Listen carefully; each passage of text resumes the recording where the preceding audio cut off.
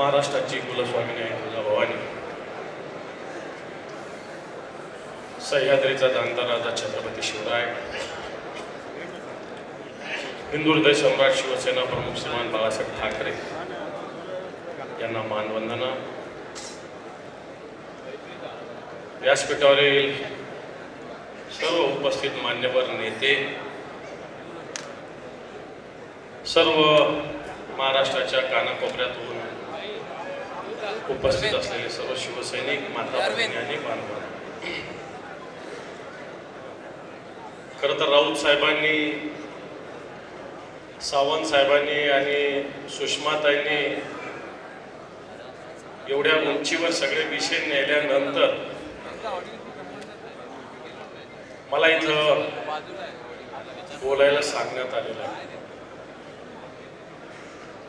सगळ्या मोठ्या मोठ्या बॅट्समननी चांगली इनिंग खेळली आणि आता खालच्या तळातल्या फलंदाजाला बोलवलेलं आहे, पण मी ही शिवसेना पंखाचा पक्का शिवसैनिक आहे। मीही लढाल, चांगल्या पद्धतीनं लढाल, चांगल्या पद्धतीनं विषय मांडण्याचा प्रयत्न। माझ्या भाषणाला एखाद्या टाळ्या वाजवायला मिळणार नाही, परंतु काही सत्यता महाराष्ट्रातली आपल्या समोर मांडावी लागेल, तीही आपल्याला अभ्यासावी लागेल। राजकीय विषय राऊत साहेबांनी, सुषमाताईंनी मांडलेले आहेत, कामगारांचा विषय सावंत साहेबांनी मांडलेला आहे, पण एक महाराष्ट्रात काम करत असताना, विधान परिषदेत एक विरोधी पक्षनेता म्हणून काम करत असताना महाराष्ट्रातली आत्ताची जर स्थिती बघितली तर या महाराष्ट्रात एक लबाड सरकार काम करतंय अशा प्रकारची स्थिती आहे आणि फक्त काम करायचं ढोंग करतंय अशा प्रकारची या महाराष्ट्रातली या सरकारची स्थिती आहे। हे सरकार घोषणा तर दररोज मोठ्या मोठ्या करतंय, तो प्रत्यक्षात जनतेच्या हिताचं कोणताही निर्णय हे सरकार करत नाही। विशेषतः मी ग्रामीण भागातला शिवसैनिक असल्यामुळे शेतकऱ्यांच्या विषयावर मी हात घालू इच्छितो। कामगारांच्या विषयावर जसं सावंत साहेबांनी विषय मांडलेला, मी शेतकऱ्यांचे काही विषय मांडू इच्छितो आणि हे विषय ज्यावेळेस आपण ऐकाल, पाहाल, समजून घ्याल तर मला असं वाटतं फक्त शेतकऱ्यांची क्रूर चेष्टा करण्याचं काम आताच्या घडीला या महाराष्ट्रात चालू आहे। मला वेळ अतिशय मर्यादित आहे, त्यामुळे फार डिटेलमध्ये जात नाही, प्रत्येक विषयाला थोडं थोडं शिकण्याचा प्रयत्न करतो। आपण या नाशिक जिल्ह्यामध्ये महाराष्ट्रातला सगळ्यात जास्त कांदा उत्पादक जिल्हा म्हणून नाशिकला ओळखला जातो आणि या कांद्याची जर आताची परिस्थिती बघितली तर या कांद्याला अनुदान सरकारने मागच्या अधिवेशनात जाहीर केलं, परंतु अजूनही कांद्याला अनुदान सर्व शेतकऱ्यांना सरकारने दिलेलं नाही। चला काही हरकत नाही, काही शेतकऱ्यांना अनुदान मिळालं नसेल, परंतु या कांद्याला बाहेरच्या काही देशामध्ये चांगल्या पद्धतीनं मागणी आहे। मग बांगलादेश असेल, मलेशिया असेल, संयुक्त अरब अमिरात असेल, या देशामध्ये चांगल्या पद्धतीनं मागणी आहे आणि अशी मागणी असताना सरकारने या कांद्यावर निर्यात बंदीचं सुद्धा धोरण अवलंबलेलं आहे। एकीकडे आई जेव घालेन आणि बाप भीक मागू देणं अशा प्रकारची स्थिती शेतकऱ्यांची या कांद्याच्या बाबतीत सरकारने केलेली आहे। कांद्याला भाव तर द्यायचा नाही, परंतु कांद्याची निर्यात सुद्धा करायची नाही। मग कांद्याच्या निर्यात बंदीवर आम्ही सगळ्यांनी आवाज उठवला, सरकारने नाटक केलं, केंद्राशी बोलणी करतं, पण या केंद्राच्या सरकारने या राज्याच्या सरकारला कुठे दारात सुद्धा उभं केलं नाही। म्हणून खऱ्या अर्थानं कांद्याची निर्यात बंदी उठली पाहिजे किंवा कांद्याला भाव दिला पाहिजे ही मागणी घेऊन शेतकरी आणि आपण सातत्यानं लढा देतो, परंतु हे सरकार कोणत्याही पद्धतीनं या लढ्याला कोणत्याही प्रकारचं पाठिंबा देत नाही। सरकारने अनुदान तर जाहीर केलं, परंतु अजूनही कांद्याचं अनुदान अनेक शेतकऱ्यांचं, नाशिकचे शेतकरी असेल, आता कांदा काही नाशिक पुरतं मर्यादित राहिलेलं नाही। आज कांदा या महाराष्ट्रात, मी महाराष्ट्रात फिरत असताना सर्वदूर वेगवेगळ्या ठिकाणी जिल्ह्यामध्ये सुद्धा कांद्याला एक मोठ्या प्रमाणावर उत्पन्न सगळ्या ठिकाणी होत आहे। म्हणून शिवसैनिक बांधवांनो, या विषयात शेतकरी खऱ्या अर्थानं शेतकऱ्यांचे, शिवसैनिक बांधवांनो, शेतकऱ्यांचं अंगठे तोडण्याचा प्रकार हे सरकार करत आहे। कापसाची ही स्थिती झालेली आहे, आज सुद्धा मागच्या वर्षीचा कापूस शेतकऱ्यांनी घरात ठेवलेला आहे, या कापसाला भाव नाही, शेतकऱ्यांनी घरामध्ये कापूस ठेवला, परंतु या सरकारने बाहेरून बघा काही निर्यात बंदी केली जाते तर कापसाची आयात सरकारने केलेली, याला कारण शेतकऱ्याच्या कापसाला भाव भेटू नये अशा प्रकारची स्थिती आहे. आणि म्हणून या सगळ्या स्थितीमध्ये सरकारने घोषणा तर मोठ्या केली, पण तू कापूस असेल, सोयाबीन असेल, या कोणत्याही पिकाला सरकार भाव देऊ शकलं नाही. उलट शेतकऱ्यांना खऱ्या अर्थानं अन्याय करण्याचं काम सरकारने केलं आहे. एक महाराष्ट्रातील शेतकरी जोडधंदा म्हणून दुधाचा व्यवसाय मोठ्या प्रमाणावर करतात. या सरकारने दुधाला 34 रुपये लिटर भाव जाहीर केलेला आहे.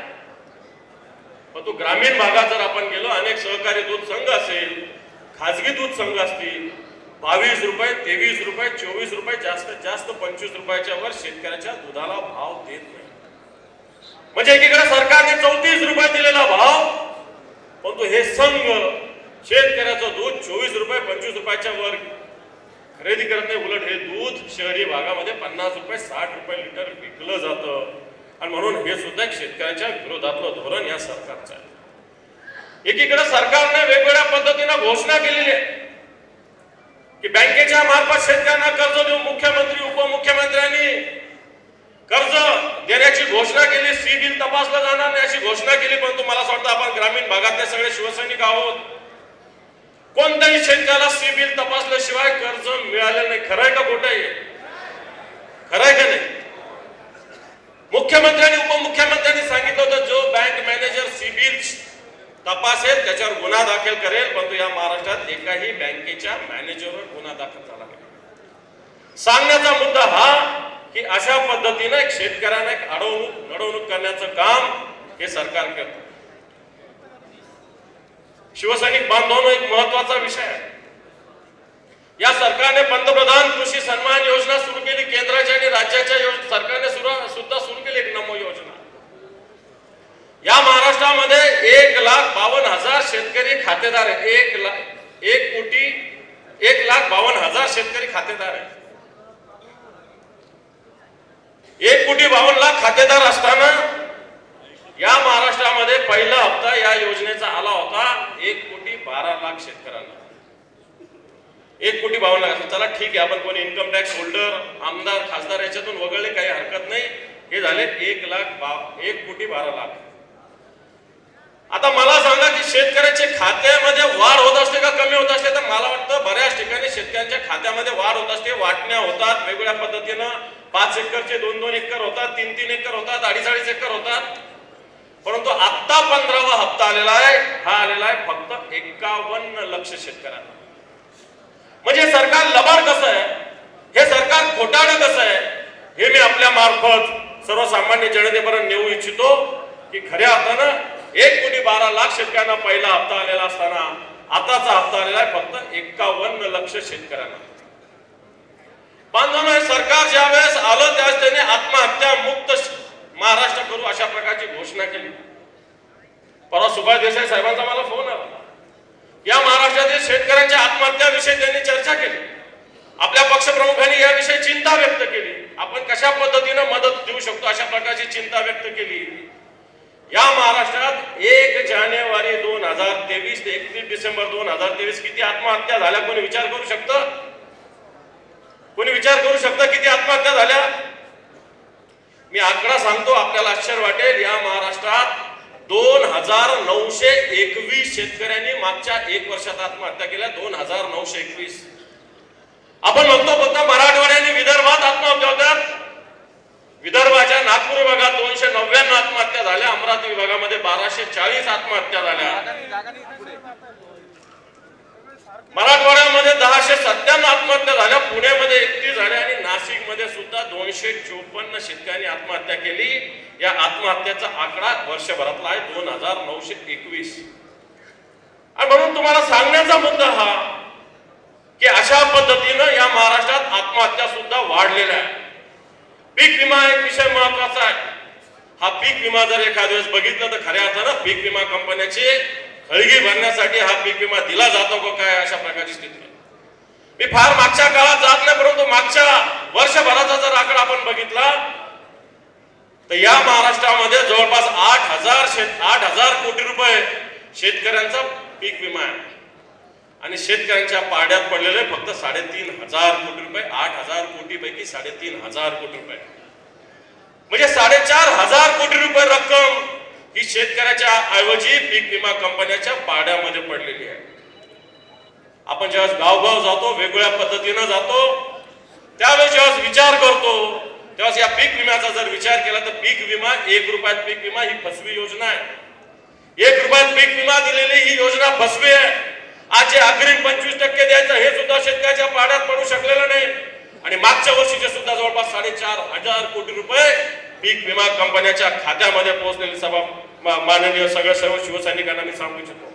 म्हणून पीक विमाचे आकडे देत असताना प्रोत्साहन अनुदान मान्य उद्धवजी ठाकरे साहेब मुख्यमंत्री असताना जाहीर झालं होतं.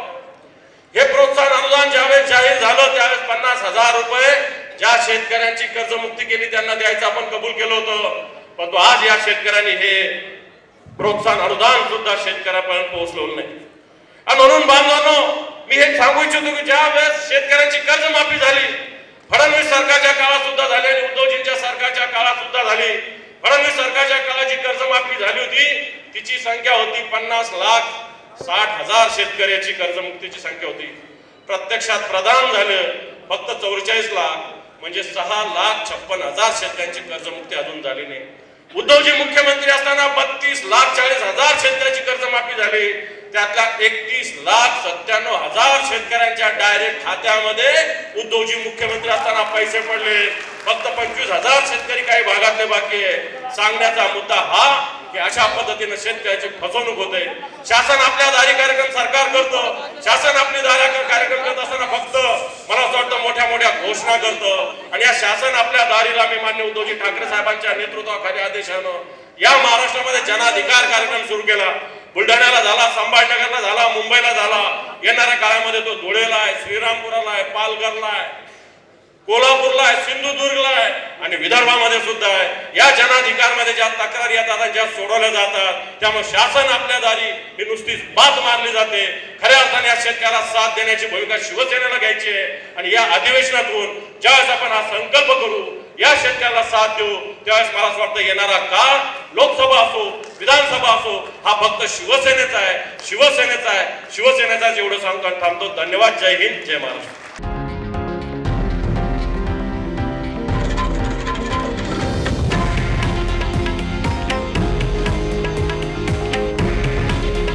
हे आहे देशातील नंबर 1 न्यूज नेटवर्क आणि आपण पाहत आहात TV9 मराठी. काळजी तुमची, हित महाराष्ट्राचं.